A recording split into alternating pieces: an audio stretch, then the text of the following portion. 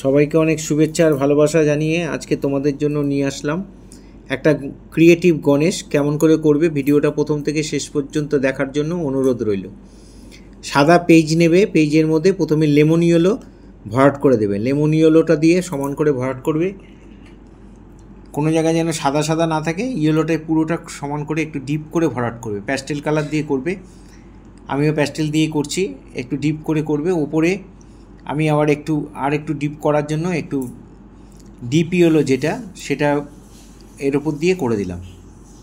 Medium yellow মানে lemon yellow, তারপরে দিলাম মিডিয়াম ইয়েলো। ডিপ ইয়েলো দেবো তারপরে দেবো।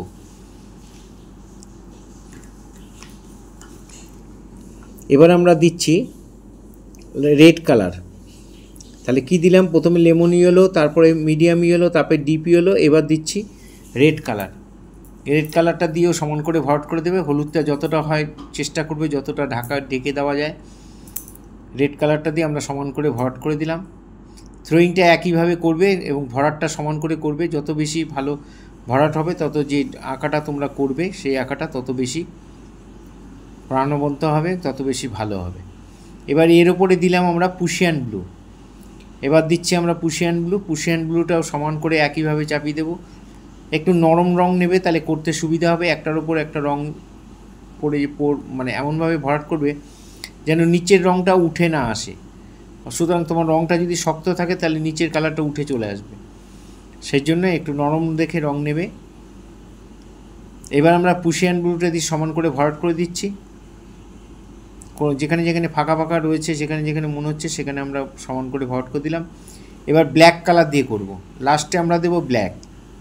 তাহলে কি কি কালার দিলাম? প্রথমে লেমন ইয়েলো, তারপরে মিডিয়াম ইয়েলো, তারপরে ডিপ ইয়েলো, তারপরে রেড, তারপরে ব্লু, তারপরে ব্ল্যাক। এবারে একটু একটু হাত দিয়ে ঘষিয়ে আমরা একটু মিলিয়ে দিলাম যেখানে যেখানে মেলেনি। এই যে ক্যাচারগুলো দেয় পেন্সিল কালার বক্সের মধ্যে, অনেকেই এগুলোর প্রয়োগ জানো না, কি করে করতে হয়, এর ব্যবহারটা তোমরা জানো না। তাই তোমরা একটু দেখে নাও কি করে, এগুলো দিয়ে কিসের জন্য দেয়। অনেক ছোট ছোট ছাত্রছাত্রীরা তারা জানে না এগুলো, তাই তোমাদের জন্য এই ভিডিওটা করলাম। দেখো, এই ক্যাচারগুলো দিয়ে তোমাকে আঁকতে হবে। এই আঁকাটার কন্ট্রোলে না থাকলে কিন্তু আঁকা ভুল হয়ে গেলে ঠিক করার কোনো স্কোপ নেই। এটা পেন্সিলে আঁকা না, যে ভুল হয়ে গেছে আমি আবার মুছে ঠিক করে নিলাম। প্রথমে মাথার গোলটা করে তারপরে সুরটা করলাম, তারপরে চোখ করলাম, তারপরে তিলক করলাম। এখানে সুরের মধ্যে একটু ডিজাইন দিয়ে দিচ্ছি।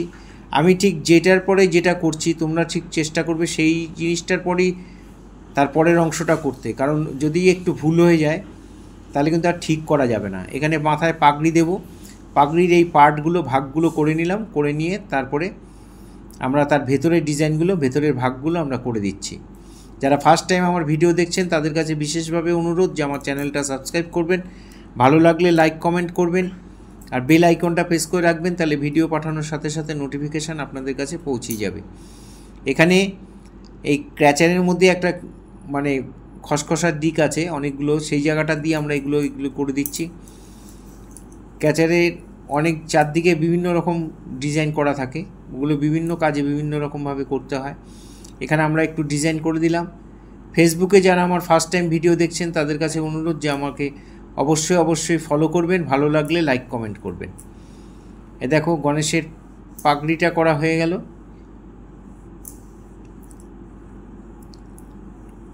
এবার আমরা গণেশের বডিটা করব। এরকম বেলুনের মতো গোল, মানে গোল করতে পারো, আর একটু করে নিয়ে এবার আমরা দাঁতগুলো করে দিলাম গোলটা করে নিয়ে। এবার এখানে আমরা গলার মধ্যে হাড় পরাবো, একটা গয়না পরাবো। সেই গয়নাটার আউটলাইনটা দিয়ে এই সাইড দিয়ে আমরা একটু ডিজাইন করে দিলাম। দেখো, গলার মধ্যে দুটো গয়না পরিয়ে দিয়েছি। এখানে আরেকটা গয়না, এই একটা গয়না, এই গহনাটা পরিয়ে দিয়ে এখানে আমরা হাত আঁকবো। এবার হাতটা আশীর্বাদের হাতটা কেমন করে আঁকবো? বুড়ো আঙ্গুল আঁকলাম। এবার আমরা পরপর 4টে আঙ্গুল ওপর দিকে করে দেব। মাঝখানে একটা ওং লিখে দিলাম। খুব মন দিয়ে দেখলে তোমরা অনায়াসেই করতে পারবে। যারা প্রতিনিয়ত আমার ভিডিও দেখেন, লাইক কমেন্ট করেন, তাদের সবাইকে অসংখ্য ধন্যবাদ। এর দুটো হাতই আমরা করে নিলাম, এক হাতে লাড্ডু রয়েছে। এবার আমরা পাগুলো করে নিচ্ছি। পা দুটো করে নিলাম ঠিক মাঝখানটা। এবার ধুতির দাগটা আউটলাইনটা দিয়ে দিলাম। এবার ধুতির পাড়গুলোকে ডবল লাইন করে দিলাম। এবার ধুতির ভাঁজগুলো কেমন করে হবে সেটা দেখে নাও।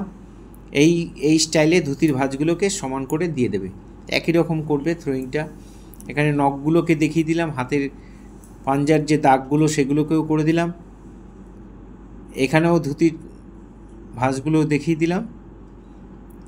এবার আমরা সবশেষে যেটা করব সেটা হচ্ছে কান, দুপাশের কানটা করে আমরা এখানে ছবিটাকে ফিনিশ করব। যদি আগে কান করে নিতাম ছোট বড় হয়ে যেত, ফাঁকা থেকে যেত। এখানে বডির সাথে কানের আর হাতের যে মিলটা একসঙ্গে করা, সেই জন্য আমরা কানটাকে লাস্টে করলাম। মানে জায়গা অনুযায়ী যত বেশি জায়গা থাকবে তত বড় করে কান করে দিলেও কোনো অসুবিধা নেই। কানের ভেতরে ডিজাইনটা করে দিলাম। এবার আমরা একটা লাড্ডুর থালা করব। এখানে একটা থালার মধ্যে অনেক লাড্ডু দেওয়া আছে, সেটা থালাটা আঁকছি। থালা ঠিক না, একটা গামলা টাইপের আর কি, তার মধ্যে অনেকগুলো লাড্ডু দেওয়া আছে।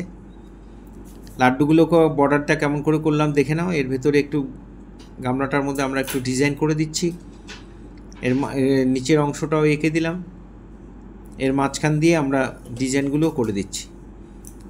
যারা ছোট ছোট ছেলেমেয়েরা যারা আমার ভিডিও দেখে দেখে তোমরা বাড়িতে করো, আমার স্টুডেন্টরা বা আরও যারা স্টুডেন্টরা যারা করে, তাদের সবাইকে অসংখ্য অসংখ্য ধন্যবাদ।